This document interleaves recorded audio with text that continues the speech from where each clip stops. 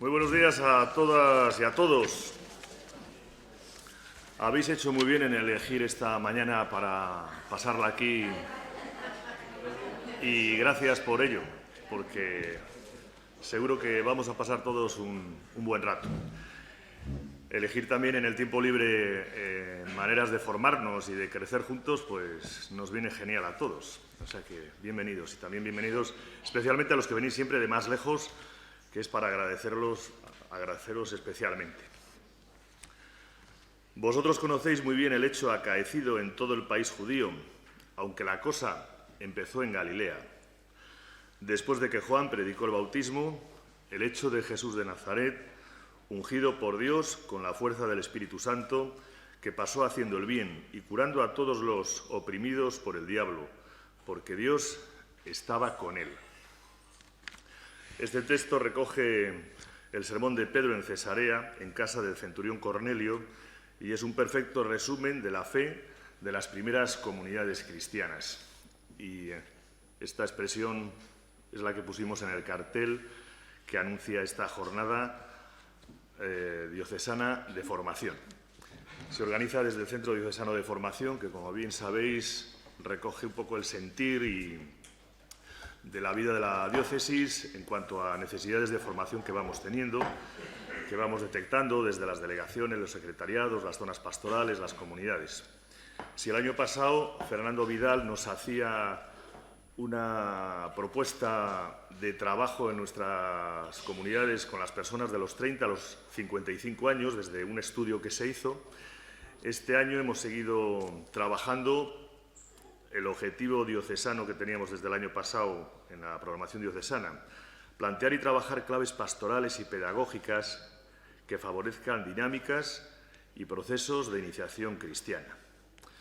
Pues bien, una parte de los responsables de la diócesis que trabajamos todas estas cosas, y les voy a nombrar porque hemos estado haciendo una reflexión desde el curso pasado: la Delegación de Enseñanza, Patrimonio, Pastoral con Jóvenes, la Escuela Diocesana de Tiempo Libre, la Pastoral de Infancia y Adolescencia, Pastoral Universitaria, Misiones, la Pastoral Vocacional y Catequesis. Nos dedicamos a reflexionar sobre toda esta cuestión tan amplia. Sí, todos hay un poco, eso. Pues lo interesante, por un lado, pero lo desafiante que es todo esto que tiene que ver con la iniciación cristiana, hacer cristianos hoy. Ante esta reflexión también la comunicamos por todos los grupos en la diócesis, ¿no? Muchos de vosotros habéis estado participando en un cuestionario que hicimos sobre qué realidades de iniciación cristiana hay y qué desafíos, qué propuestas de futuro podemos imaginar, qué problemáticas, bueno, una serie de cosas. Todo eso lo hemos ido recogiendo y el tercer momento del proceso ese es hoy. Y entonces, el día de hoy, vamos a dar más salida a todas esas cosas, a esas intuiciones, a esos interrogantes, a todo ello. Y, por tanto, pues Pelayo nos va a presentar a quien está hoy aquí en el medio y nos va a contar todas estas cosas. Quien está aquí en el medio es Jesús Rojano Martínez. El nombre ya os suena porque lo habéis visto en los carteles. Es madrileño, es salesiano, profesor en el Instituto Superior de Pastoral de Madrid y en el Instituto también Superior de Ciencias Religiosas y Catequéticas San Pío X de La Salle, y en algún otro sitio, creo. Sí, luego en el magisterio. En la escuela de magisterio también. Algo me sonaba, pero lo tenía menos controlado. Licenciado en filosofía y doctor en teología pastoral. Desde 2012, no sé si también en una época anterior, es director de la revista Misión Joven, conocida y seguida por muchos de los que estamos aquí. Colabora también en distintas revistas de contenido pastoral y educativo, además de Misión Joven, Crítica, Sínite, Educación y Futuro. Bueno, en ellas encontramos con frecuencia pues, artículos suyos sobre distintos temas. Evidentemente, en la que más es en Misión Joven, que además de dirigirla, pues recoge muchos artículos suyos. Y con la intención de acercar la persona y el trabajo de Jesús, más allá de sus títulos y de sus tareas, quisiera fijarme o destacar dos ámbitos en torno a los que pienso yo que giran gran parte de sus ocupaciones y de sus reflexiones. Por una parte, todo lo relacionado con la pastoral con jóvenes.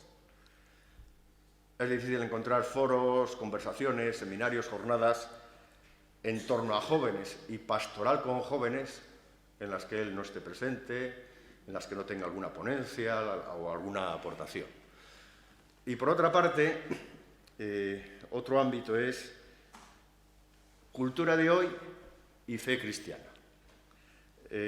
Su tesis doctoral titulada Relación entre cultura posmoderna y fe cristiana, en Gianni Vattimo, crítica y propuestas para la praxis cristiana, yo creo que ya nos sitúa en esta perspectiva. Creo que son dos ámbitos que se entrecruzan, que están estrechamente conectados, que ponen sobre la mesa realidades y reflexiones en las que aflora la preocupación por cómo engendrar y dar a luz hoy seguidores de Jesús. Cómo iniciar y cómo ser cristiano, cristiana, en este momento, en esta sociedad, en esta cultura, en este cambio de época en el que estamos viviendo. Y en esta línea también se sitúan muchos de los cursos que él imparte. Por ejemplo, cultura actual y fe cristiana, retos y posibilidades, cómo ser cristiano en el mundo de hoy, signos de los tiempos en el mundo actual, recrear la iniciación cristiana. Muchos de sus libros, artículos y colaboraciones también están en esta dirección, aunque él aborda una temática más amplia y variada, ¿no? Cito simplemente algunos de sus libros: Cultura actual y pastoral juvenil, Cuidar a Dios, Como es Jesús, así es Dios. 10 cosas que el Papa Francisco propone a los jóvenes. Y sus colaboraciones también en otros libros hechos en colaboración, que llevan por título Sueño con una iglesia joven y para los jóvenes, que lleva por subtítulo Crisis en la transmisión de la fe. Luego están ahí los trabajos y las publicaciones sobre diálogos sobre pastoral con jóvenes, Sinodalidad, un estilo de ser iglesia y de hacer pastoral. Bueno, pues como podéis deducir por esto que os he ido contando, pues Jesús es un hombre muy ocupado. De hecho, tiene también ahora que ir un poco más adelante al Congreso Internacional sobre el Catecumenado en París, donde él también tiene allí una aportación. Digo que es muy ocupado, pero a la vez es muy servicial y disponible. Por eso, ante la llamada y la invitación para acompañarnos en esta jornada, pues solo hubo que ponerse de acuerdo en la fecha que era posible. Y aquí está hoy entre nosotros, así que muchas gracias, Jesús, y aquí estamos dispuestos a escucharte. Pues nada, buenos días. Muchas gracias por la presentación, que siempre da un poco de vergüenza estas presentaciones tan largas. Vais a disculpar un poco la voz, porque llevo unos días con cierto trancazo en la garganta. Pero vamos, no me he juntado con chinos ni nada, para que no tengáis miedo. Yo normalmente me corto el pelo en una peluquería de chinos porque cobran muy poquito y está al lado de mi casa, pero hace ya más de un mes que no. Bueno,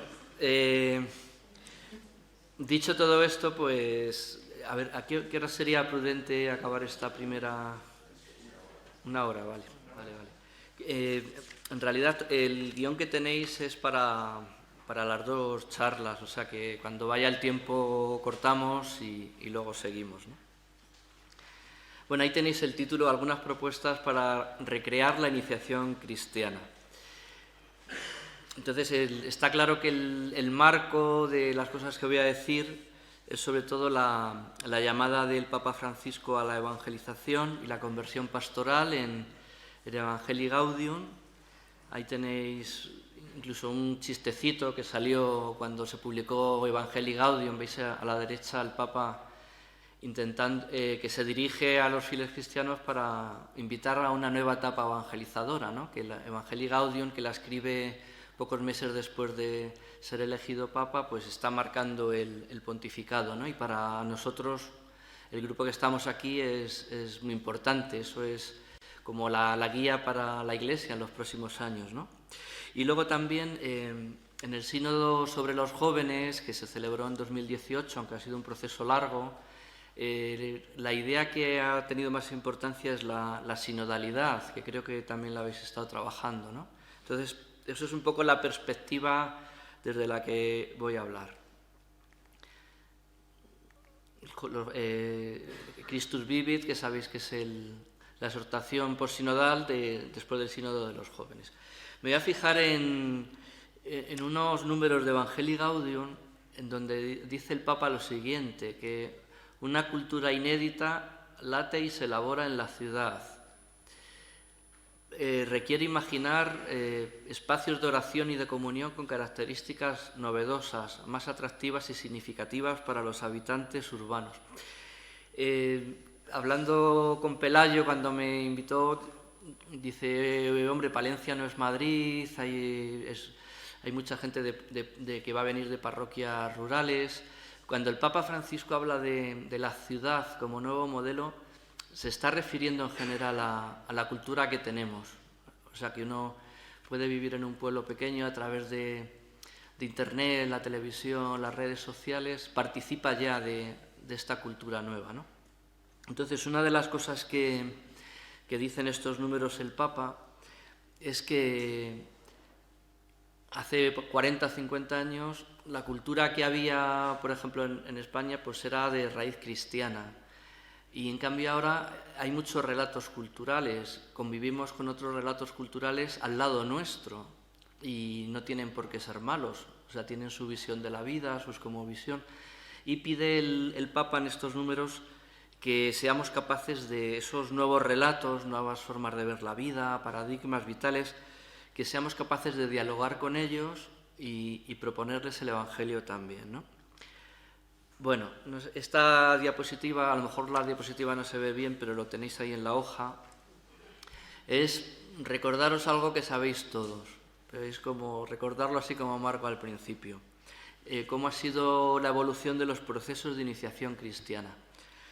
Pues todos sabéis que, enlazando con esas palabras que leí antes Miguel, del discurso de Pedro, la cosa empezó en Galilea, pues al final de esos discursos de Pedro, que estamos en el comienzo del cristianismo, a veces la gente decía, ¿y qué tenemos que hacer?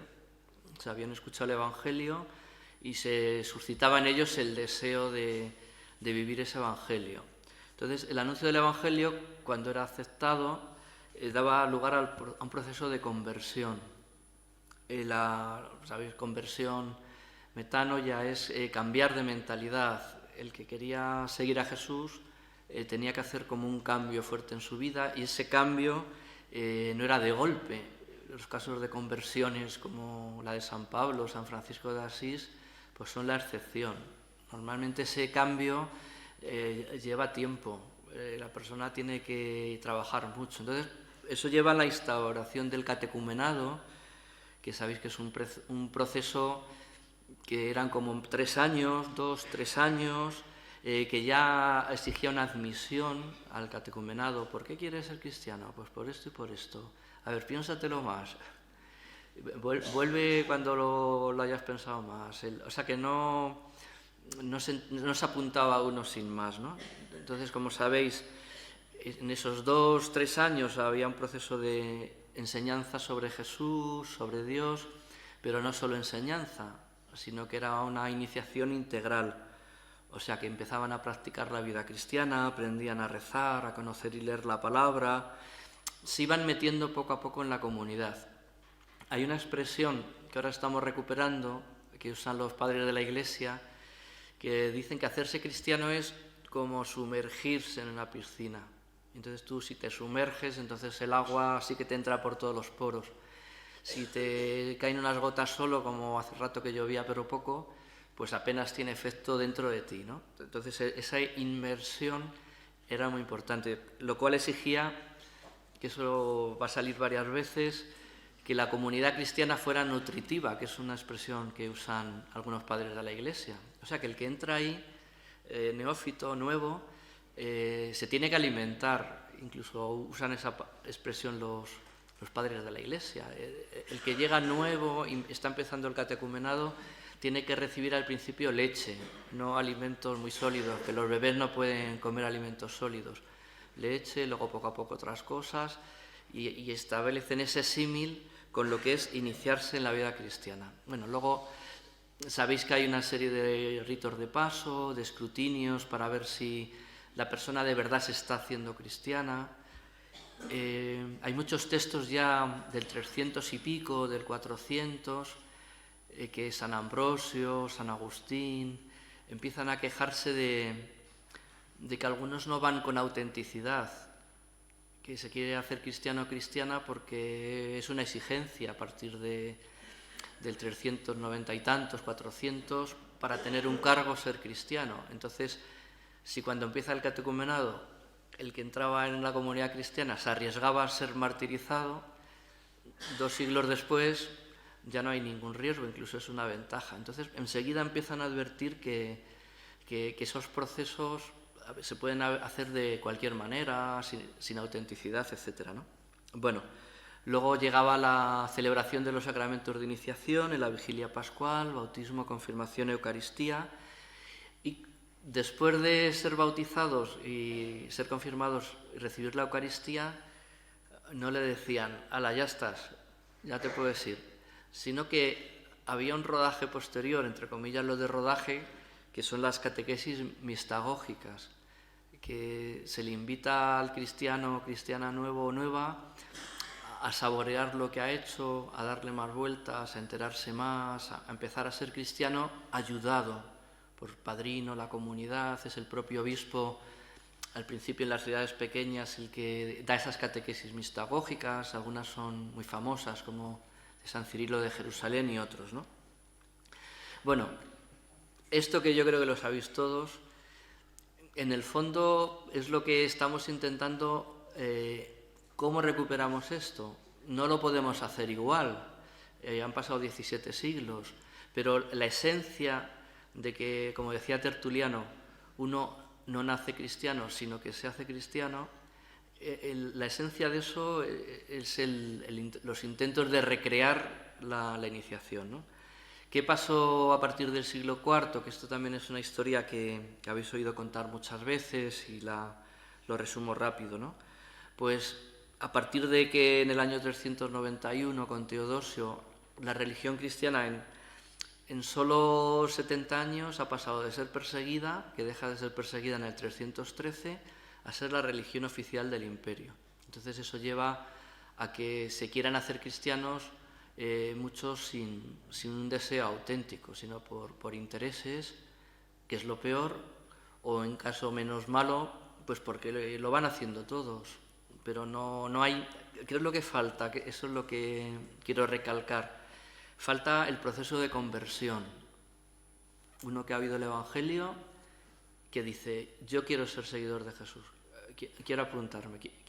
Pero ese proceso de conversión, de que la persona cambia sus escalas, su modo de vivir, cómo juzga todo, cómo se comporta, eso que no se hace de golpe, es lo que primero que se resintió.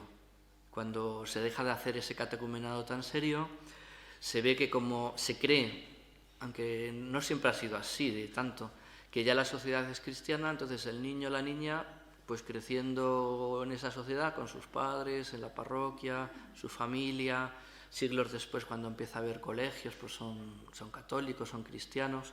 Entonces poco a poco el proceso de iniciación y conversión se considera que va a ser gradual, que la persona se va a hacer cristiana poco a poco.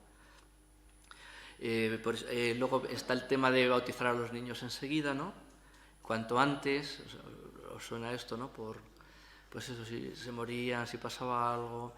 Entonces esto deshace los itinerarios de catecumenado y es la evolución que hemos ido teniendo, que no quiero recalcarla más para no alargarme con esto. Entonces nos encontramos ahora a principios del siglo XXI con que esa descomposición que hubo del catecumenado, ha habido intentos a lo largo de la historia de la Iglesia de retomarlo, en Trento, los esfuerzos catequéticos, pero todos vamos teniendo como una insatisfacción de que no se hace ese recorrido, de que son muchas personas las que pasan por catequesis, por procesos cristianos, pero no cambian de verdad.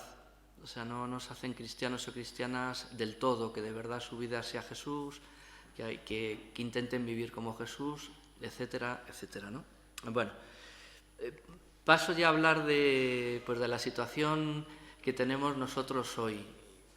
Que aquí habría muchísimo que hablar, pero voy a hacer así un recorrido rápido, ¿no? Os voy a poner, antes de seguir, un vídeo muy cortito,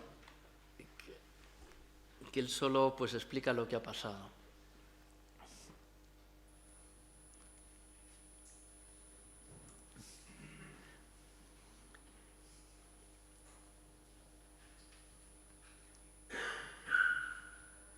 Vamos a ver si lo logro.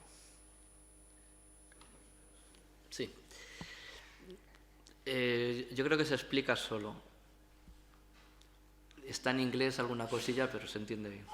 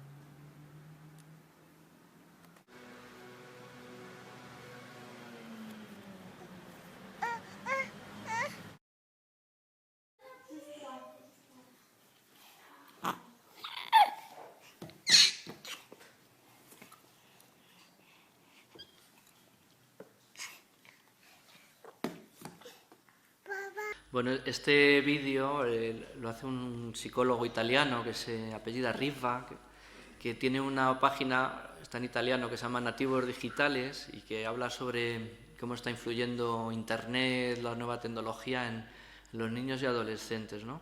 Entonces veis lo que pone ahí, es su hija, una de las niñas que salen ahí es su hija, ¿no? Dice, para mi hija de 1 año, una revista es como un iPad pero que no funciona. ¿Veis lo que la niña estaba intentando? Entrar en los artículos para ampliarlo, quería hacer más grandes las fotos y no podía cuando estaba con la revista, ¿no? Dice, eso será así ya para toda su vida. Dice, y es que Steve Jobs ha codificado su sistema operativo. O sea, dice, mi hija ya no es de mi cultura, es de otra cultura. Tiene un sistema operativo, su cerebro, su modo de trabajar, de mirar, de contemplar la vida, dice, ya es otro, ¿no? Bueno, y eso es un poco lo que nos está pasando ya de 20 años para acá, ¿no? Entonces, los que tenéis catequesis por ejemplo, con adolescentes, incluso chicos ya a partir de 8 años, pues es como que nosotros y ellos somos casi de una cultura distinta. Cuando digo cultura, me refiero al modo de ver la vida, de pensar, de organizarse, de hacer las cosas. O sea, lo que pensamos, vivimos y sentimos, ¿no? Pues es distinto, es de otra manera. ¿Cuál es mejor o peor? Pues cada uno tiene sus ventajas, ¿no? Pero es una realidad que está ahí, ¿no? Entonces, hay unos nuevos códigos y formas para interpretar la realidad. Estos niños y adolescentes les ha pillado según crecen, es su medio natural, Otros pues nos hemos embarcado y cuando estábamos antes con esto, pues tenemos nuestras dificultades. Se va a proyectar, sale la pantalla doble, no sé qué, siempre pasa lo mismo, no nos cuesta, ¿no? Porque no somos nativos digitales, sino inmigrantes digitales. Bueno, esto, pues Pablo VI ya lo dijo que iba a pasar, y en ese sentido es algo profético. En Evangelii Nunciandi número 20 dice esa frase que hemos citado todos miles de veces, ¿no? La ruptura entre evangelio y cultura es sin duda alguna el drama de nuestro tiempo. Y añadía Pablo VI, como lo fue también en otras épocas, o sea, estos cambios culturales fuertes, ha habido momentos en la historia de la Iglesia que han sido tremendos y la Iglesia se supo adaptar. Por ejemplo, cuando se extiende el cristianismo por la cultura griega, dejaron de ser del rinconcito aquel judío y se extienden por todo el Mediterráneo, fue un cambio cultural impresionante y se supieron adaptar. O luego en la Edad Media, la síntesis de Santo Tomás de Aquino, ahora desde lejos lo vemos Santo Tomás de toda la vida, pero fue un cambio muy fuerte ese cambio de platonismo a aristotelismo, ¿no? O sea, eso ha pasado otras veces. Quizá, no sé si estaréis de acuerdo, quizá la variante nuestra es lo rápido que va todo, lo rápido que va todo, ¿no? Yo antes bromeaba con lo de los chinos y comentábamos antes tomando un café. Esto en la Edad Media, hay un virus de ese tipo en China y seguramente ni llega aquí, porque necesitaría 20 o 30 años para llegar. A lo mejor Marco Polo o alguno de esos lo hubiera traído. Ahora es de un día para otro. O sea, la globalización, los viajes en avión, el contacto es permanente entre todas las personas, ¿no? Y esto trae esa ruptura que a nosotros yo creo que nos está afectando tanto. Hago así un repaso rápido para no enrollarme en esto más de la cuenta. ¿Qué es lo que ha traído la cultura actual, que unos llaman posmoderna, otros líquida, ¿no? Sonará mucho eso de la cultura líquida, la sociedad líquida. Pues seguramente mucho individualismo, mucha fragmentación. La persona, falta unificación, tenemos como compartimentos estancos, son bastante narcisismo, mucho individualismo exagerado, mucha dispersión personal, ¿no? Entonces por eso os pongo ese niño ahí como dentro de una burbuja, el individualismo, ¿no?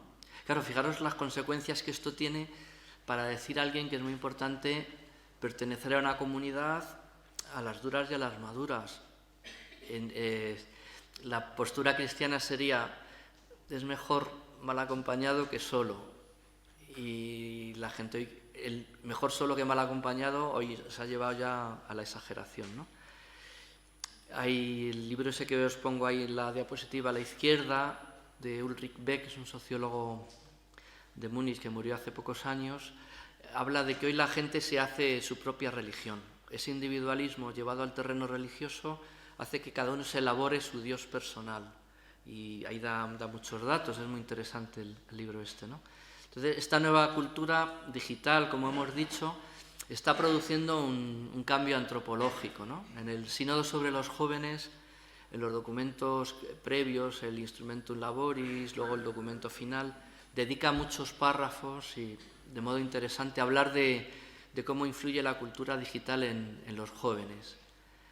No es solo que pasen tiempo ahí, qué tal, es como un modo nuevo de vivir. O sea, los adultos, se dice, lo habréis oído muchas veces, los adultos usamos Internet. La mayoría de los jóvenes viven en Internet, que es distinto usar que vivir. Es como un sitio de estar, ya no es un instrumento. Nosotros seguimos hablando de instrumentos, pues el ordenador, el proyector. Hace años poníamos montajes de diapositivas que más o menos veíamos todos los mismos. Todo eso está cambiando, ¿no? Bueno, ese individualismo, este cambio, está llevando a lo que un autor francés, que tenéis ahí un libro de él, que es muy interesante, es un librito que se lee bien y no es muy largo, Michel Maffesoli, tiene un libro sobre el nomadismo, vagabundeos iniciáticos, y dice, claro, él está hablando de Francia, pero aquí eso está empezando a pasar también. Dice, hay muchas personas que hoy son como nómadas existenciales, o sea, que van de acá para allá buscando un sentido de la vida, buscando respuestas, pero no son peregrinos. El peregrino sigue una línea recta. Voy a Santiago, está allí, aunque tarde muchos días, voy en línea recta. Voy a Roma, voy para allá. Dice, no, el nómada vaga de acá para allá. Vaga de acá para allá y a lo largo de la vida de una persona, cuando tiene 20, 30, 40 años, va asumiendo. Hay veces que se plantea preguntas, hay años que no se plantea nada, va tirando con su vida, tiene fases de dispersión, pero luego de repente pues se ha muerto tal persona cercana y ahora me planteo para qué estábamos aquí. Entonces es un poco estar como al salto de mata, ¿no? Entonces este Maffesoli dice que las personas van hoy como vagando y en esos círculos que van de acá para allá a veces les pillamos en el momento en que de verdad se están planteando cosas a fondo, ¿no? Entonces él mismo se hace eco de cuántos bautizados adultos hay ahora en Francia, que son muchos miles cada año. Y son personas que de repente a los 50 años pues se han planteado qué quieren hacer con su vida. Y desde los 7 años no han tenido ningún contacto con la Iglesia y ahora de repente sí quieren volver a Galilea, ¿no? Y se plantean ser cristianos. Y hay ejemplos famosos. ¿Os acordáis hace 3 años así que un gendarme francés que en un secuestro que había habido en un atentado islamista, él se ofreció para cambiarse con una mujer que era la última rehén? ¿Os acordáis de aquello?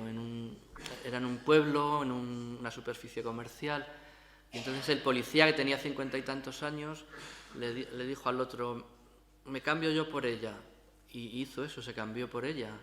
Luego al final pues murió, porque no sabía qué le iba a pasar, pero él murió en el tiroteo, tal, pues él fue la primera víctima, ¿no? Entonces cuando en Francia los periódicos franceses empiezan a hablar de este hombre, Francia necesita ahora mucho sus nuevos héroes de la República, ¿no? Está muy en crisis, y le empiezan a homenajes póstumos a su viuda, tal. Entonces empieza a salir a la luz que este señor era un converso católico, que a los 40 y algo se había convertido y tiene escrito su proceso, tiene su diario, se ha preparado para bautizarse, se bautiza preparándose bien, se iba a confirmar poco después de este hecho, se pensaba en casar por la Iglesia porque se habían casado civilmente hacía años, su mujer y él. Y entonces hay un fenómeno curioso, y es que cuando toda Francia en la televisión a todas horas, en todos los periódicos hablan de pues hay una consigna de cierta parte de la prensa, de las televisiones, de no volver a hablar de porque es cristiano. Entonces es un poco lo bueno de que haya así personas que están abiertas ahora, cuando menos te lo esperas, a hacer estos procesos de conversión. Y luego también por la cultura que nos rodea, ¿no? Hay un discurso famoso del presidente de Francia, Macron, que después de esto se reunió un día con judíos, otro día con musulmanes y otro día con los obispos franceses. Y hay un discurso, está por ahí, lo podéis buscar, muy interesante, que dice, me avergüenzo de que se haya hecho un silencio informativo sobre este hombre solo porque se ha hecho católico, cuando es un héroe. Incluso para vosotros puede ser un mártir, dice, y cuando los jóvenes ven otros ejemplos, ¿por qué ocultar no? Bueno, es un poco para deciros todas las vueltas que está dando en estos cambios culturales, ¿no? Y que aquí también, en España también empieza a haber personas que de repente con 30 y tantos, 40 y tantos, 50, se plantean hacerse cristiano, que no lo han sido, o que lo fueron hasta los 10 años y ahora se quieren reiniciar, ¿no? Retomarlo. Hay mucha mezcla de creencias y cosmovisiones, ¿no? Por lo menos en Madrid, si tú vives en un portal y hay 8 pisos, pues ahí puede haber 5 religiones en el mismo portal.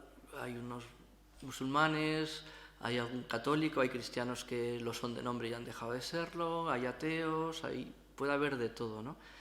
O los símbolos cristianos, que es otra característica de esta mezcla que hay hoy, hay mucha gente que usa símbolos cristianos, pero sin darle el contenido completo. Pues, por ejemplo, bueno, ahí he puesto de la última película de Superman, no sé si la visteis, El hombre de acero, que todo el final de la película está comparando el director a Jesús con Superman. y tiene su escena de Getsemaní, porque han venido otros del planeta suyo que dicen que van a destruir la Tierra si no entregan a Superman, y él se entrega libremente y dice frases del Evangelio de San Juan. Lo que pasa es que la gente no se da cuenta al ver la película, de no me detenéis vosotros a mí, me entrego yo porque quiero. Y luego se entrega, lo van a matar, y ahí ya corta el director el símil, porque se ve que le da mucho repelús que muera Superman y resucite, ya sería demasiado, ¿no? También ahí es curioso porque es donde se separa la historia en la Pascua, ¿no? Pero esto es continuo, veis futbolistas, cantantes, la Rosalía esta que está ahora de moda, que de vez en cuando pues te saca unos rosarios, no sé qué. Tiene una canción que es El aunque es de noche, que es el poema precioso de San Juan de la Cruz. ¿Y ella qué pensará de todo eso? Pues no lo sabemos. O sea, da la sensación de que los símbolos religiosos están como sueltos de una sociedad que ha sido cristiana, y unos cogen algunas cosas, otros otra, y en ese mundo pues, estamos metidos, ¿no? También, pues si hay grupos de adultos que empiezan un catecumenado, por ejemplo, pues comentábamos hace un rato, pues seguramente tendrán una ensalada de ideas en la cabeza, de cosas que han oído de la Iglesia, de cosas que han ido por ahí, de cómo lo piensan ellos, de que hay que hacer ahí pues como una vuelta de todo eso, pero hablándolo con calma, ¿no? A los adultos no se les puede tratar como niños, es una cosa muy importante para la catequesis ya de adolescentes para arriba, que no se les puede cortar la cabeza, que hay que dialogar mucho, razonar y dar tiempos, que ellos vayan viendo las cosas, ¿no? O sea, el decir esto así, así y así, hoy no vale, ¿no? Porque estás hablando de estos buscadores que a lo mejor han dado 1000 vueltas en su vida y ahora se plantea ser cristianos, pero como adultos, como una decisión que ellos toman y se insertan en la comunidad, pero ya no para que les cuenten cosas de niños pequeños, sino como adulto que quiere ser cristiano, ¿no? Bueno, luego hay muchos aspectos de este mundo nuestro, hay de estas series que están de moda, por ejemplo, hay una que es True Detective, de un policía de verdad, que en la segunda parte sale una ciudad, que es la foto que tenéis abajo a la derecha, vista desde arriba, y que tú vas viendo que es una película que son todos malos, unos más y otros menos, pero son todos malos. Los policías están corruptos, los mafiosos, el alcalde... Y es una ciudad de Estados Unidos que le cambian de nombre, ¿no? Entonces, la sensación que deja la película es que todo está estropeado, como corrompido, que ¿qué vamos a hacer, no? Entonces, el cartel de lanzamiento de la serie lo tenéis ahí a la izquierda, ¿no? Y dice, que es muy crudo, dice, tenemos el mundo que nos merecemos. Y claro, esto también hay mucho alrededor nuestro. Si tenemos el mundo que nos merecemos, no hay nada que hacer. Entonces, por ejemplo, el cristiano, el que quiere pues, volver a Galilea y seguir a Jesús, no puede ser un pesimista empedernido. No, a veces se filtra mucho entre nosotros, ¿no? Por cosas que nos pasan, por los números que decaen, pero no podemos tener esa sensación de que todo está corrupto, malo, que no hay nada que hacer, que la gente... ¿no? Bueno, es un mundo muy confuso. A ver, en esta calle que tenéis ahí de Madrid vivía yo de pequeño, hasta que tenía 6 años. ¿Qué os parece esa calle? Llena de basura, las que están sentadas son prostitutas africanas, los policías pasando a caballo con mucho cuidado. Pues eso está a 1 minuto de la Gran Vía. Por detrás de la Gran Vía de Callao, a 1 minuto está eso. Y parece tercer mundo casi.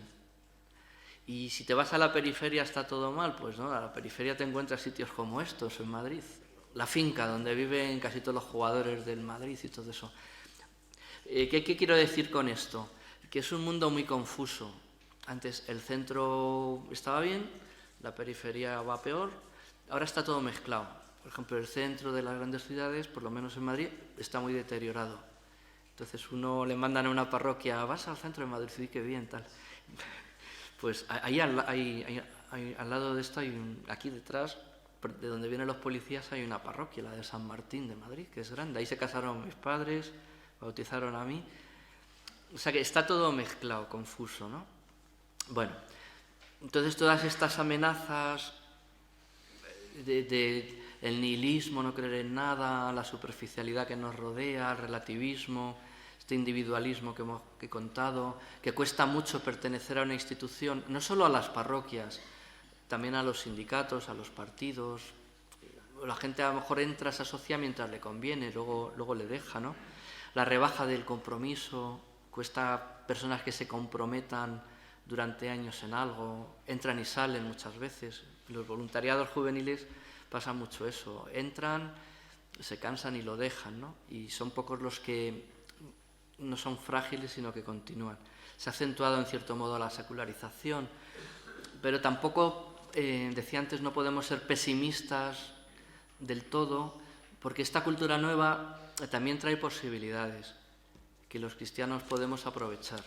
Por ejemplo, está la posmodernidad, la cultura líquida, da mayor relieve a lo estético, a las cosas bonitas, a lo simbólico. La gente es más sensible a los símbolos, al arte, al lenguaje metafórico, al lenguaje narrativo. Por eso tienen tanto éxito estas series de mayor o menor calidad que triunfan, ¿no? Porque te cuentan historias de personas que van viviendo, no te cuentan teorías abstractas, ¿no? Bueno, pues estos lenguajes, si lo pensamos un poco, enlazan mucho con el origen nuestro, con la cultura bíblica. Entonces, por ejemplo, a la hora de trabajar la catequesis, los textos que son parábolas, narraciones de las cosas que hace Jesús, hechos de vida, el encuentro con la samaritana, con Zaqueo, son los que la gente contemporánea, si se les sabe presentar, son sensibles a ello, porque te está contando una historia vital, no te está dando teoría. Las parábolas, la parábola del buen samaritano, porque se ha hecho universal y todos lo citan, creyentes y no creyentes, por ese ser una narración vital que me implica, ¿no? Así contaba Jesús las parábolas, para que la gente se hiciera preguntas. Entonces, este lenguaje es el que tenemos que saber emplear, utilizar y darle toda la prolongación que podamos, ¿no? Y a esto hoy la gente es más sensible, ¿no? Por eso digo que también hay posibilidades. Bueno, el recuadro ese grande que tenéis ahí presenta un artículo de hace año y pico que me pareció muy interesante para el tema que me habéis planteado, de cómo renovar la iniciación cristiana. Este señor ahí tan serio que veis es un jesuita, Gabino Uribarri, profesor de Cristología en comillas, y en la revista Pastoral Litúrgica escribió un artículo que se titula así: La ruptura entre la fe y los sacramentos y la iniciación cristiana, perplejidades y caminos. Os lo digo y os lo escribo ahí porque por lo menos todavía anoche, buscándolo en Google, se podía descargar entero, que sí que os recomiendo que si podéis leerlo despacio y trabajarlo, son como 20 páginas, y hace una descripción de por qué le parece a él que está en crisis la iniciación cristiana, el acceso a los sacramentos del bautismo, de la confirmación, qué es lo que está pasando en el fondo y por dónde podríamos caminar, ¿no? Ahí hay una serie de párrafos, no voy a leerlo todo, sino lo resumo, pero ahí lo tenéis escrito. No son párrafos todos textuales de lo que dice este señor en ese artículo, ¿no? Entonces él viene a hablar de lo que, esto me lo salto, de lo que acabo de decir yo, que hay una lógica nueva en el modo de creer y en el modo de desarrollar la fe. Dice, hoy hay una gama de creencias que se ensancha mucho y uno incluso la misma persona puede ser de una religión y luego de otra, y luego de otra, y luego de ninguna, y luego otra vez de una, ¿no? Algunos hablaban en plan de broma de que si Madonna a lo largo de estos 30 años que lleva actuando ha tenido tanto éxito es porque se sabe reinventar continuamente, no es siempre lo mismo. Y de hecho, religiosamente, al principio era como católica, así un poco contestataria, luego se hizo medio budista y últimamente decía que era judía, de una rama judía esotérica, ¿no? ¿Por qué? Pues porque seguramente esta y los que están alrededor son muy listos. Y dice, hoy la gente no quiere ser siempre lo mismo, quiere ir variando, y también religiosamente, ¿no? Entonces, esa búsqueda espiritual, dice aquí Gabino Uribarri, es personal. Y muchas veces hay que respetar cómo están las personas. Lo que hay que estar es como cercano a ellas y saberle dar elementos de reflexión, preguntas, acompañar mucho, responder a esas dudas que les van surgiendo y tener paciencia, ¿no? Entonces, por eso él habla de que tiene mucha importancia que, a ver, en nuestras parroquias, en nuestros procesos catequéticos, pongamos en marcha estructuras mistagógicas que permitan realizar esta búsqueda personal. O sea, ofrecer pues convivencia de los que quieren solo estar tranquilos y pensar no sé qué. Los que están planteándose no sé qué. Este que ha empezado a leer el Evangelio y no entiende nada y quiere que alguien le explique y estar una tarde hablando con él. Eso que parece que perdemos el tiempo, ¿no? No es perderlo, sino que, como dice él aquí, posiblemente este sea el verdadero reto pastoral. Estar cerca de la gente, sean jóvenes, sean mayores, y tener mucha paciencia y estar siempre dispuesto a responder, a acompañar. Y no sé, a lo mejor estás, por ejemplo, con jóvenes y estás con ellos y te toca responder 1000 veces a la pregunta de que ya te aburre de que por qué la Iglesia tiene tantas riquezas. Y explica, no, mira, es que el Vaticano son unos museos, tal.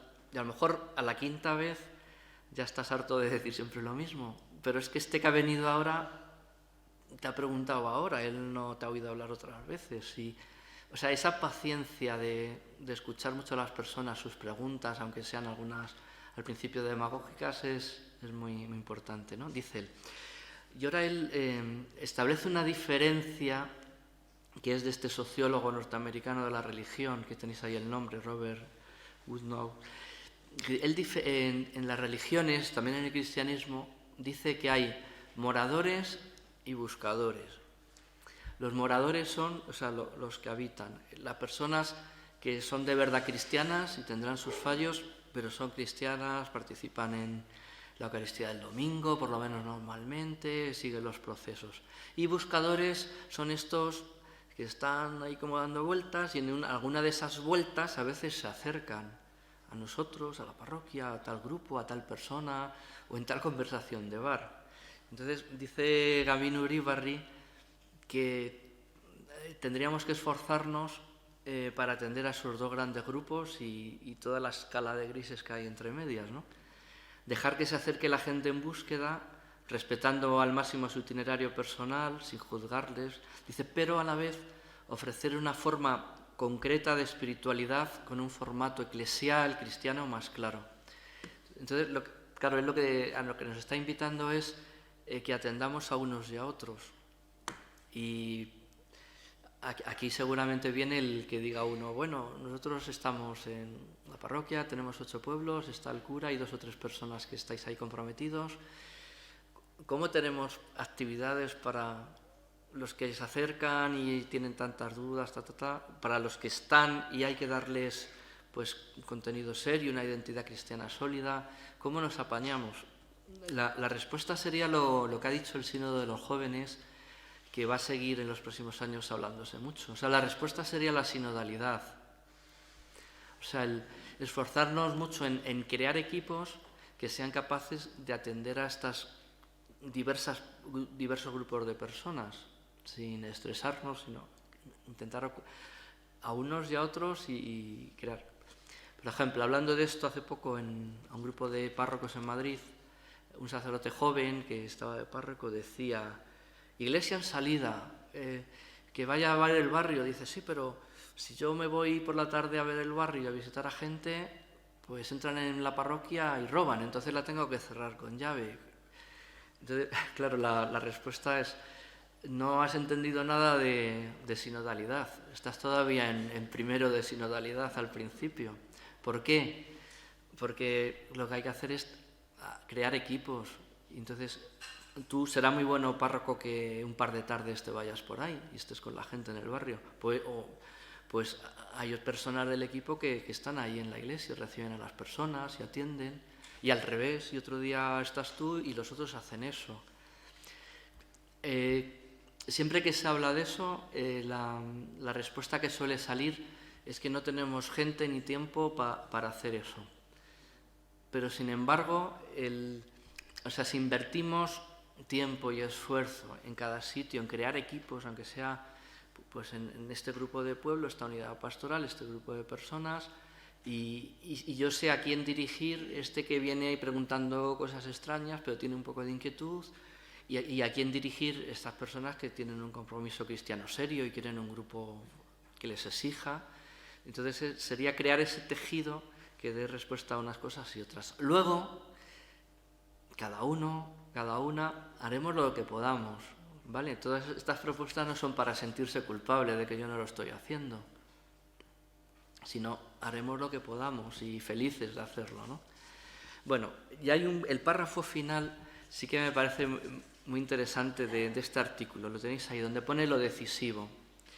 Escribe Gavino: la única manera de que frague positivamente la vinculación entre la fe y los sacramentos y con ella la iniciación cristiana reside, a mi modo de ver, en una socialización cristiana que toque a fondo a la persona, de manera que llegue a moldear las capas profundas de su identidad. Bueno, ahí tenéis un árbol, lo profundo serían las raíces.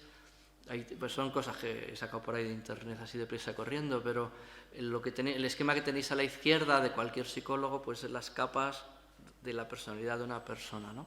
Entonces, Gavino Uribarri dice, y en las páginas precedentes que me he saltado lo explica mucho, va poniendo muchos ejemplos, dice que él tiene la sensación, y yo creo que es verdad, que la mayoría de las personas que pasan por nuestros procesos, parroquias, catequesis, a ver, si el mensaje cristiano fuera una especie de lluvia, dice, se queda como en la primera capa. O sea, el agua no llega adentro, no llega a la persona, o sea, no la cambia por dentro. Este chico, esta chica, esta persona, él dice honradamente que es católico, que más o menos cumple, que dice, pero por dentro no ha cambiado, dice Uribarri. ¿Por qué? Porque ese proceso que el primer cristianismo veía que era muy exigente, que llevaba mucho tiempo, por eso se daban los 3 años de catecumenado, es la gota que va calando poco a poco, hasta que el fondo de la persona es cristiana. Dice, hoy la mayoría de la gente tiene el paraguas puesto, aún sin mala intención. O sea, le resbala, no entra dentro, la persona no cambia por dentro. Y sigue juzgando las cosas como si no fuera cristiano. Y no sé, ahora hay cantidad de cosas, por un lado, por otro. ¿Hay que echar a todos los inmigrantes? Sí, yo lo digo, pero oye, si tú eres cristiano o cristiana, ¿pero cómo puedes decir eso? Ah, bueno, es que, pues porque dentro lo dice sin mala intención, oye cosas, y es que por dentro no es cristiano o cristiana del todo. No le ha calado, no le ha cambiado las escalas, el modo de juzgar, ¿no? Por eso dice que lo decisivo es eso, ¿no? Que la identidad religiosa alcance a tocar los niveles profundos, donde están como el suelo subterráneo de la cultura, cómo juzgamos las cosas. Y hoy el suelo subterráneo pues está como muy fragmentado, lo que decíamos al principio. En unas cosas soy cristiano, pero en otras soy práctico, neoliberal, estos que se vayan, no quiero nada con nadie, a mí que me dejen en paz. Y está todo ahí mezclado dentro de la persona, ¿no? No ha calado el cambio, la conversión, ¿no? Entonces el desafío, leo la última frase en negrita, consiste en socializar en cristiano, llegando a las capas hondas de la persona, al subsuelo donde se construye la identidad profunda. Quiere decir, digo lo de antes, que no penséis que nos dice que tenemos que hacer un montón de cosas, voy a salir de aquí agobiado o agobiada, no es eso, ¿no? Pero sí que, por ejemplo, donde antes valía el grupo de catequesis, y estos niños, adolescentes, llevan un proceso y salían personas más o menos cristianas, ahora eso no vale. O sea, solo con estar en el grupo la persona no cambia del todo.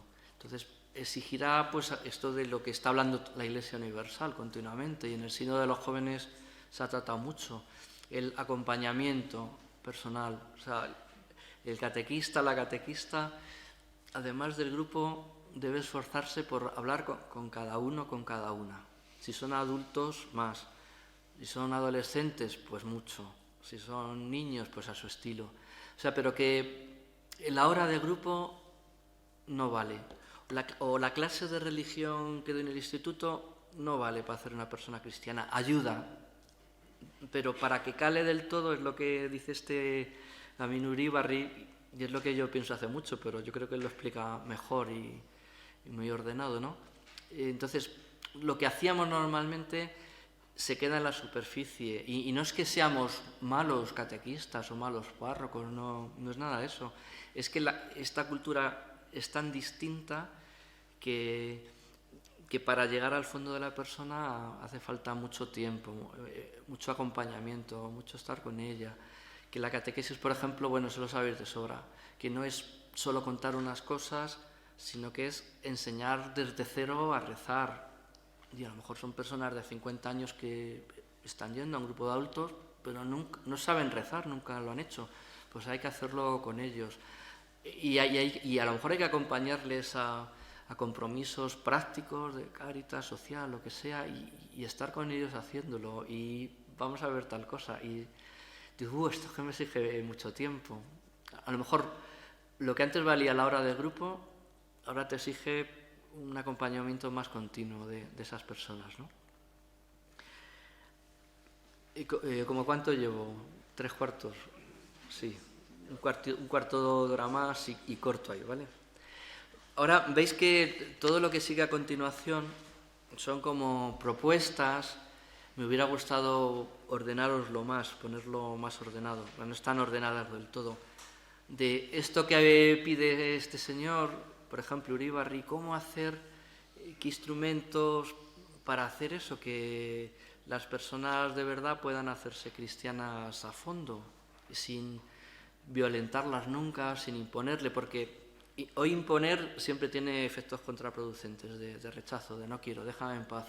Entonces es un poco a poco, pues, ¿qué instrumentos podemos tener? Digo ahora unos cuantos, lo que me dé tiempo, y cortamos y luego sigo. Pues ante todo, aunque parezca que lo decimos todos últimamente y tópico, estas propuestas de Evangelii Gaudium, de que la Iglesia esté en salida, de que removamos todo lo posible, escribía el Papa, para evangelizar, para llegar a todos, cambiar las estructuras, los horarios, lo que haga falta, es muy importante. Eso sería la Iglesia en salida, ¿no? Una Iglesia que primerea, como decía el Papa, que eso es argentino, no es castellano, pero lo entendemos, ¿no? Se adelanta, se involucra, se mete en la vida de las personas. No se entromete, pero sí se mete en la vida de las personas. Eso era lo del famoso olor a oveja, los pastores y pastoras que huelen a oveja porque están con la gente, ¿no? Que acompaña, veis que ya ahí está el acompañamiento, que da frutos y que celebra, que festeja, que es alegre. Son como esos 5 verbos, son como un proyecto pastoral así delineado, ¿no? Bueno, os digo alguna cosa más. El primer guioncillo que tenemos.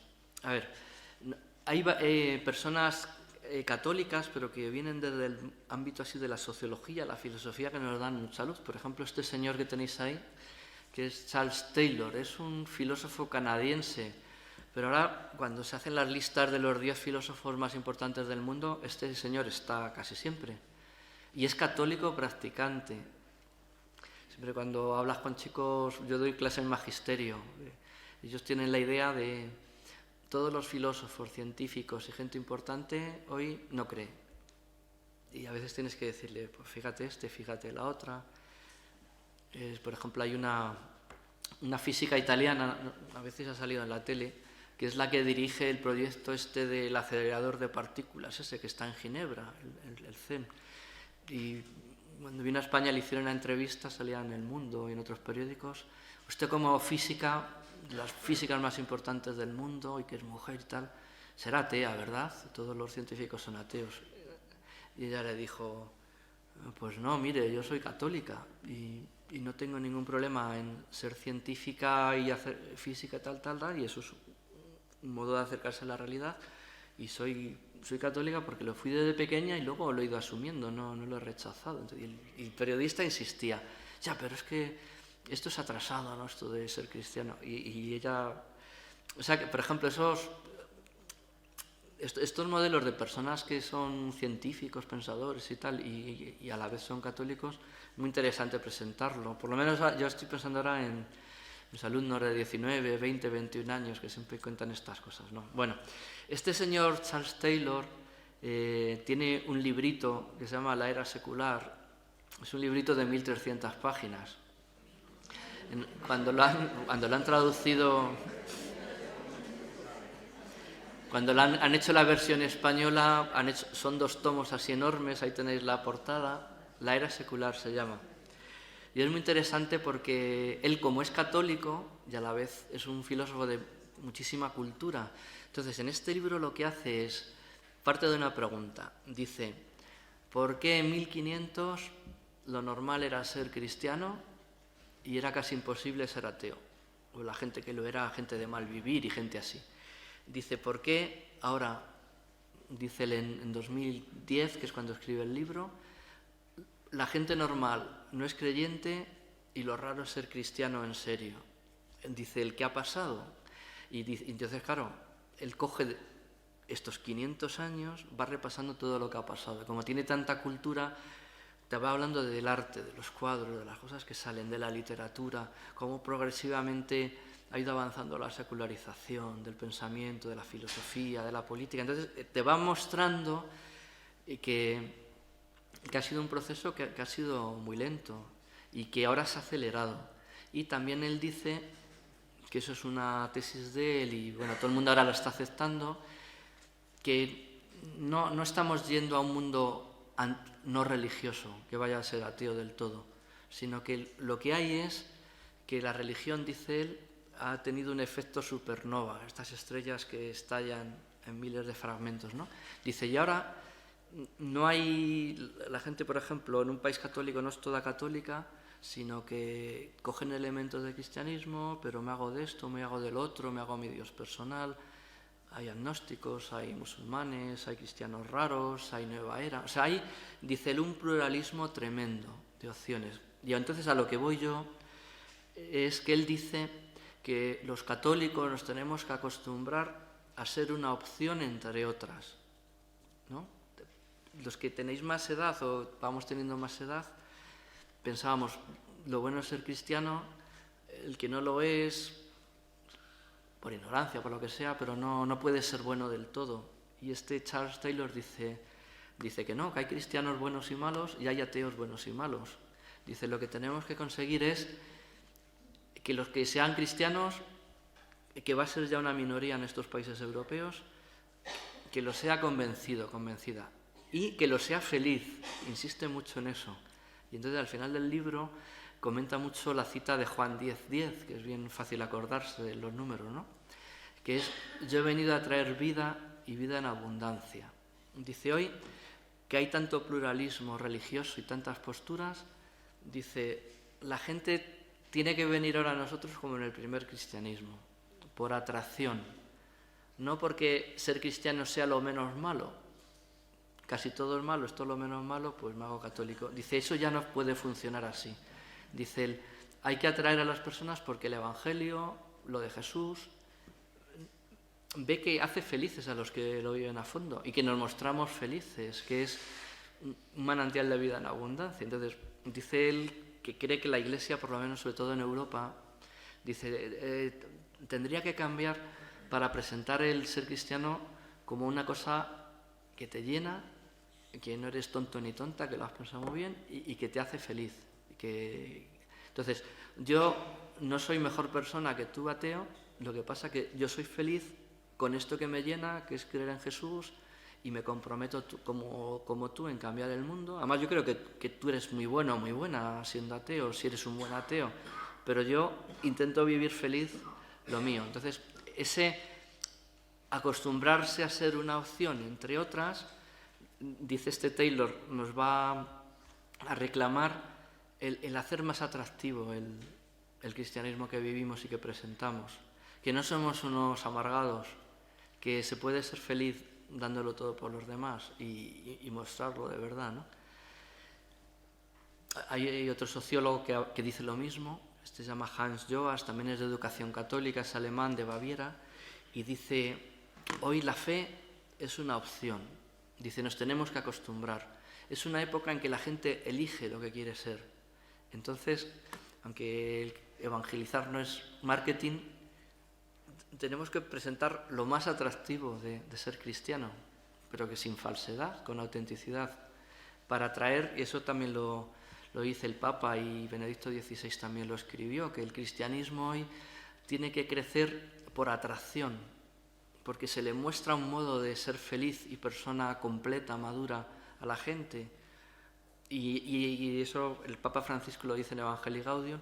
Cuando hables a la gente que no sabe lo que es ser cristiano o que tiene ideas muy raras, por ejemplo un funeral, que va de todo, una boda o no sé qué, no presentes primero el pecado y las prohibiciones y los inconvenientes de ser cristiano. Empieza siempre por lo más atractivo, que tenemos un Dios que es Padre, que es amor, que se ha hecho uno de nosotros en Jesús.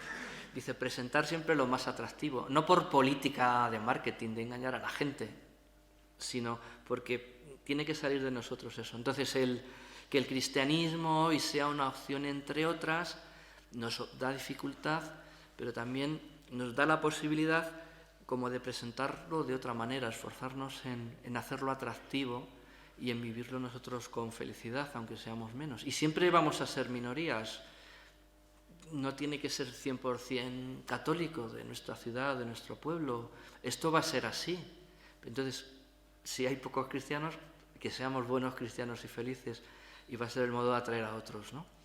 Hay Stenso Bienmi, que es un catequeta famoso, tiene este libro del segundo anuncio, que dice lo siguiente, que esto que estoy diciendo, él reconoce que en países como Italia o España o en Irlanda, que han sido muy católicos, es más difícil hoy anunciar el Evangelio que en sitios de misión, por ejemplo. ¿Por qué? Porque hubo un primer anuncio y hay muchos que han sido cristianos, aunque nunca lo han sido de verdad, y eso ya se lo saben.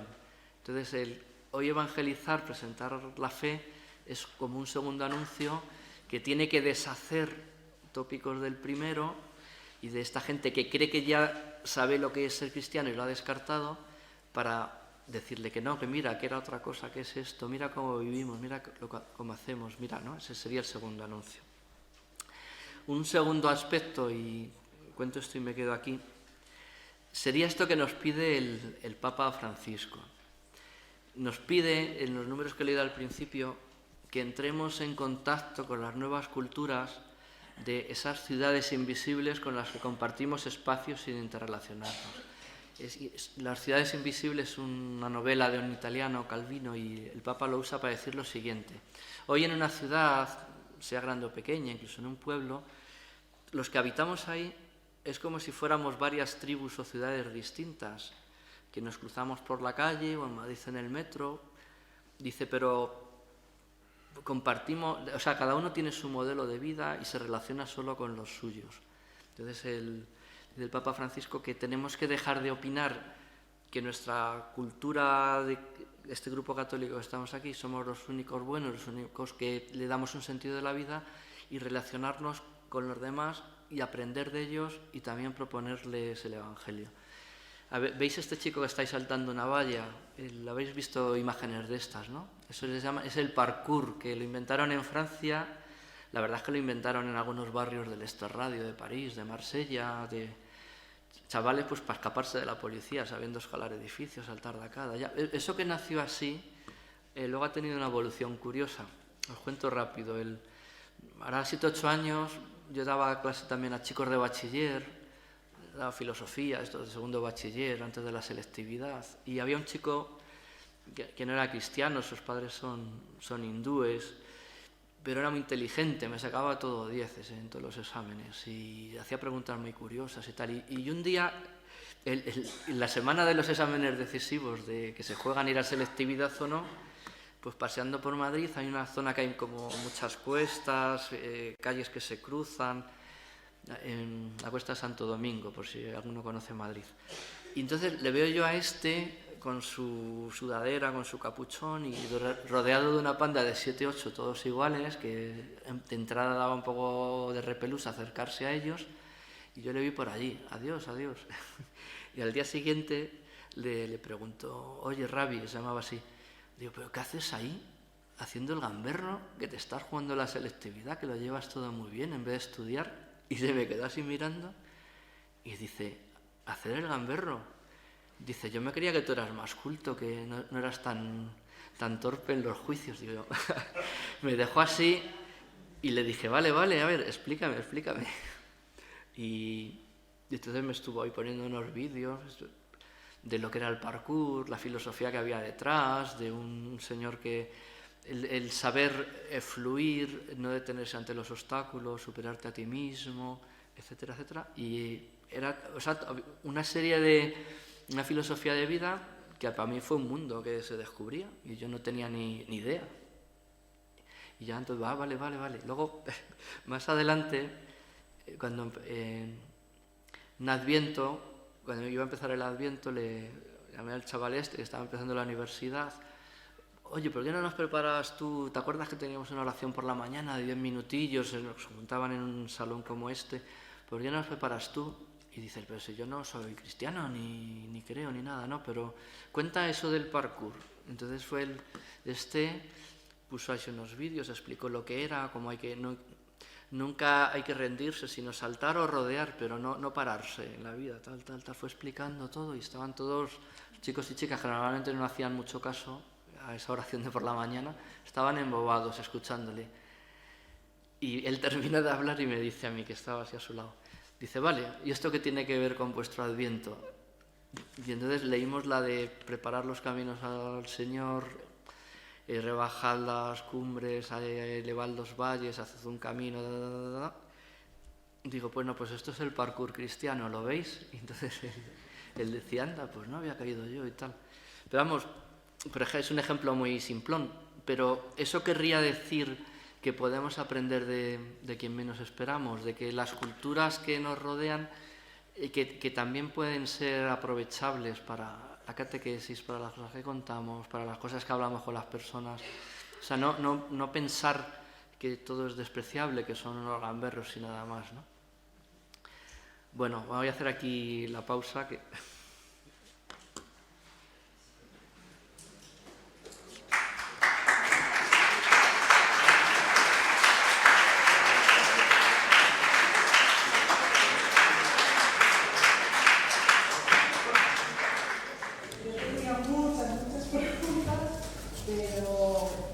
Sobre todo hay dos cosas que me preocupan en esto de la Iglesia en salida, ¿no? Cuando hablas de la sexualidad, yo creo que hay gente que se lo cree, pero no se pone en práctica, con lo cual se queda el estrato de poder del cura de la parroquia, que no da paso a que el laicado sea adulto y creemos esos equipos de trabajo para estar en salida.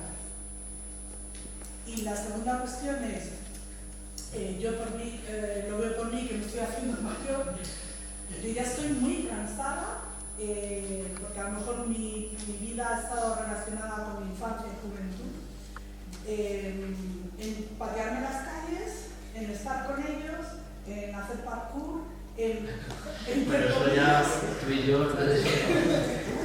comillas, perder el tiempo en la calle para conectar, porque sí que es cierto que las nuevas formas de estar en los locales de la parroquia o en los locales de los centros sociales no hace que hagamos vida con ellos y con ellas. Entonces es muy difícil incorporarnos a la nueva cultura digital de ellos, a la nueva cultura de situarse y de formar. Entonces yo no sé si a partir de ahí ellos y ellas van a tener referentes para que descubran ese don que a mí me dijeron que era que Jesús de Nazaret estaba ahí y que era otra manera distinta de entender la vida y que podía ser el motor de tu vida. Sin esos referentes, no sé cómo vamos a poder vivir la vida. A mí me parece muy complicado, que hay que dedicar mucho tiempo, mucho esfuerzo y que me parece muy complicado. Y yo creo que aunque el Papa diga esto de la ley de sensibilidad, yo creo que no estamos en camino, porque no queremos, porque no nos apetece, porque no tenemos fuerzas, porque necesitamos más gente, porque necesitamos más ilusión, no lo sé, pero yo creo que como no sé, me surgen muchas dudas. ¿Habéis escuchado al fondo? A ver, lo que dices tú, o sea, es evidente que todo esto es difícil, que estamos en una situación complicada, que nos vamos muchos haciendo mayores, pero esta es la invitación que está haciendo este Papa, que por aquí. Luego de la sinodalidad luego vamos a hablar más luego en la segunda parte, pero hay incluso una frase del Papa que escribe: la Iglesia del siglo XXI o es sinodal o no va a ir a ningún sitio. O sea, dice, la sinodalidad es el camino de la Iglesia en este nuevo milenio, en el siglo XXI. O sea, el trabajar más en red, en equipo, intentar decidir las cosas todos entre todos, confiar un poco en que, aunque a veces no haya sido posible, sí puede ser posible dar pasos en ese sentido. Es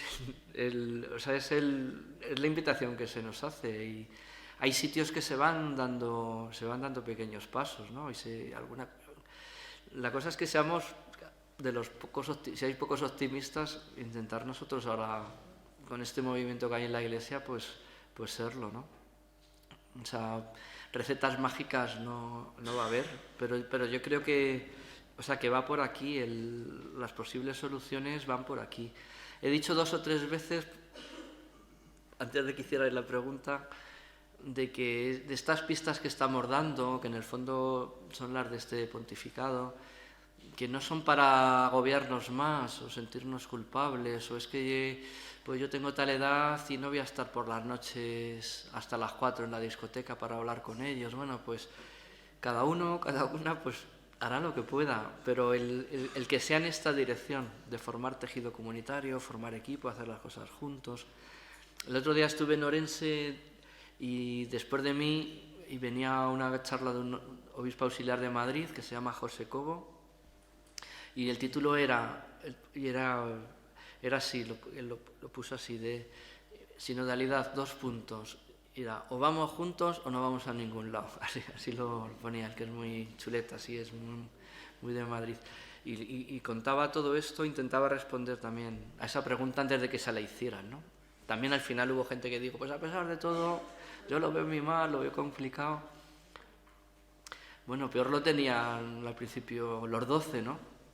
Ya que estábamos con lo de volver a Galilea. Eran pocos, con pocas carreras, eran pescadores y otras cosas, les iban a perseguir desde el principio, se lo iban a jugar, o sea, no lo tenían más difícil que nosotros, ¿no? Alguno dice que entonces el Espíritu Santo actuaba y ahora no. Creemos que sí, que claro que actúa. Pasa que a veces nos cuesta también descubrirlo o creérnoslo, ¿no?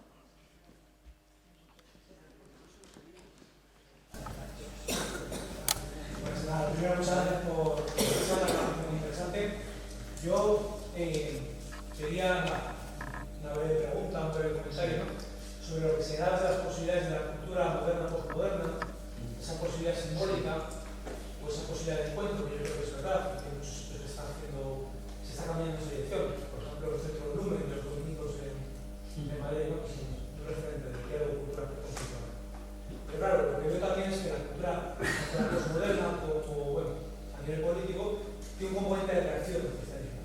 Y que en ese componente de reacción al cristianismo hay muchas veces, ¿no? Que se habla con círculos de iglesia, gente de iglesia, que genera la reacción del cristianismo en esa cultura. Más que posibilitar el diálogo, lo que genera es una reacción contra la cultura que en cierto modo va a superar el cristianismo y establece a veces su otro dialéctico en torno al cristianismo.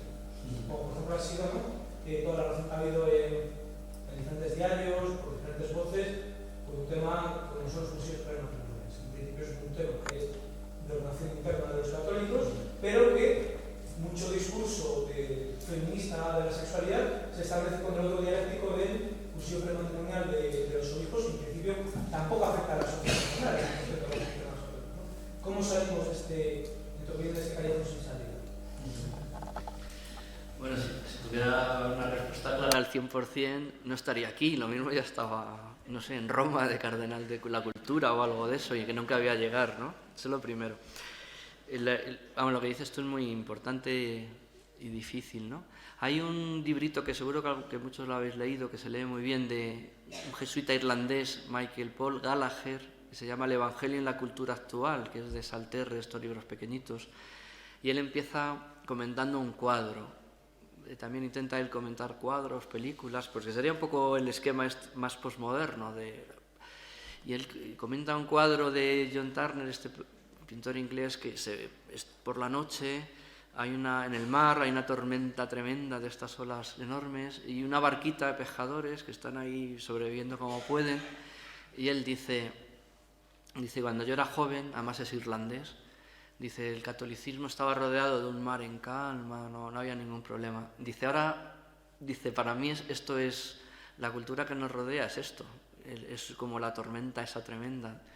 Dice, algunos se rinden, dice, pero estos de la barquita no se han rendido y siguen ahí bogando para sobrevivir. Dice, y te va analizando, dice, y en el cuadro es de noche, pero está amaneciendo al fondo y viene ahí una luz que permite ver algo, que la tierra está ahí al fondo y pueden llegar, y tienen un pequeño farol en el barco con el que se iluminan. Dice, eso serían hoy las comunidades cristianas. Dice, aunque a veces nos cuesta verla, sí que está la luz de Dios, de Jesús, del Espíritu, aunque esté a veces ahí en la lejanía. Dice, y luego tenemos la luz interna de nuestra vida, de comunidad, lo que nos anima, lo que cuando nos desanimamos tira de nosotros para arriba. Y él dice, pues eso es lo que hay. Así está el Evangelio en la cultura actual. Dice, ha habido momentos históricos que han sido mucho más difíciles. Nos parece ya a nosotros que lo nuestro es lo peor de todo. Dice, pues con eso hay que bregar, ¿no? Y luego, lo que nos rodea, la cultura es muy ambigua. Pero ahí teníamos que ser, en el buen sentido del refrán, a río revuelto, ganancia de pescadores. Deberíamos ser esos pescadores que buscan ganancia, ¿no? Y hay cosas muy curiosas. Por ejemplo, del que yo hice la tesis, es uno de los fundadores de la posmodernidad, el italiano Gianni Vattimo, y bien mayor, de repente él, que se había hecho ateo al ir a la universidad, catedrático de filosofía, toda la vida, papá, el problema suyo es que era homosexual y se sintió muy rechazado desde jovencito. Pues él, cuando se ha muerto su madre, su familia suya, su pareja, ha tenido ¿y si el cristianismo es la verdad? Eso que yo conocí de pequeñito. Y se ha vuelto a plantear la fe. Y tiene ese libro que se llama Creer que se cree, que es muy interesante. Y él dice, algunos me dicen, te estás volviendo al cristianismo por interés, porque has visto a personas muertas y quieres que vivan y tú mismo te estás haciendo viejo. Y él dice, la respuesta que da es, sí, ¿y qué? Que es muy interesante, porque esos compañeros de universidad que le dicen, tú que eras el más ateo de todos, nos estás traicionando, te estás haciendo medio cristiano otra vez. Dice el sí, ¿y qué? Dice, es por interés, sí, lo reconozco. Dice, pero hoy a las personas muchas veces habrá que entrar por ahí, de que el ser cristiano tiene un interés para ello, un interés de darle un sentido a la vida, darle una felicidad, darle unas respuestas, ¿no? Entonces, algunos de estos están más cerca de dar un giro de lo que parezca. Y hay otro, se llamaba Jean-François Lyotard, que es el otro fundador de la corriente posmoderna en Europa, un francés, también era ateo, tal. ¿Y qué estaba escribiendo cuando se murió? Un libro sobre San Agustín, porque le parecía a él, después de todas las vueltas que había dado y no era nada católico, que la forma de llegar a Dios de San Agustín, a través de interiorizar en lo que hay en sí mismo, etcétera, etcétera, y te buscaba afuera y estabas dentro de mí, todo eso que sale en las confesiones, este posmoderno dice que le parece muy interesante eso de las preguntas que tiene la persona, profundizar en ellos. Y estaba escribiendo como una especie de comentario suyo a las confesiones. O sea, cuando está para morir tiene un acercamiento otra vez al catolicismo, muy de rebote, ¿no? Y cuando hablo de posibilidades va un poco por ahí. no sé si la historieta de esto de Lyotard es muy interesante, que su mujer, cuando se queda viuda, que era española, una profesora de literatura, sabe que él estaba muy ocupado últimamente escribiendo cosas, cuartillas, entonces que ella siempre tenía un respeto muy sagrado a lo que él estaba haciendo. Si no se lo enseñaba, pues cuando se ha muerto, abre el cajón, coge todo y tiene ahí escrito su revisión posmoderna sobre las confesiones de San Agustín, como el itinerario a partir de las preguntas de la vida interior de la persona, a San Agustín le elevó hasta Dios, y él está ahí haciendo su visión de todo eso. Entonces ella, como sabe que era lo último que le importó a su marido, lo lleva a publicar. Y se encuentra con que los compañeros de las facultades donde daba clase en la Sorbona le dicen, no, que le vas a desprestigiar a última hora por decir que tenía un acercamiento al cristianismo. Y ella, que no tiene mucha personalidad, dice, decid lo que queráis. Yo sé que el último año de su vida, ese fue su empeño, y yo lo voy a publicar. Y está, la confesión de Agustín se titula. O sea que es, por ejemplo, estos dos, de los que nadie esperaba que tuvieran un acercamiento a la fe, pues lo tienen. O sea que la cultura está líquida, igual que tiene tantas desventajas para nosotros de crear identidades cristianas sólidas, es muy difícil, también tiene esa pequeña ventaja de que las personas tienen como grietas, como huecos, que de repente se plantean las cosas. Y como dudan de todo, pues también dudan de su ateísmo y de su indiferencia. Es más difícil y ofrece oportunidades, es lo que nos rodea, ¿no? No sé, por ejemplo, habéis nombrado antes a la Rosalía esta, ¿no? Bueno, pues yo no sé de verdad lo que pensará, pero por ejemplo yo la canción... ¿Habéis visto el vídeo que tiene en YouTube de Aunque es de noche? Pues eso, por ejemplo, con estos de magisterio que tienen 20 años, el habérselo puesto, haberlo comentado, ¿y qué querrá decir esto? Y tal, y empiezan ahí a indagar, pues San Juan de la Cruz, ya sé quién es, mira lo que dice, tal.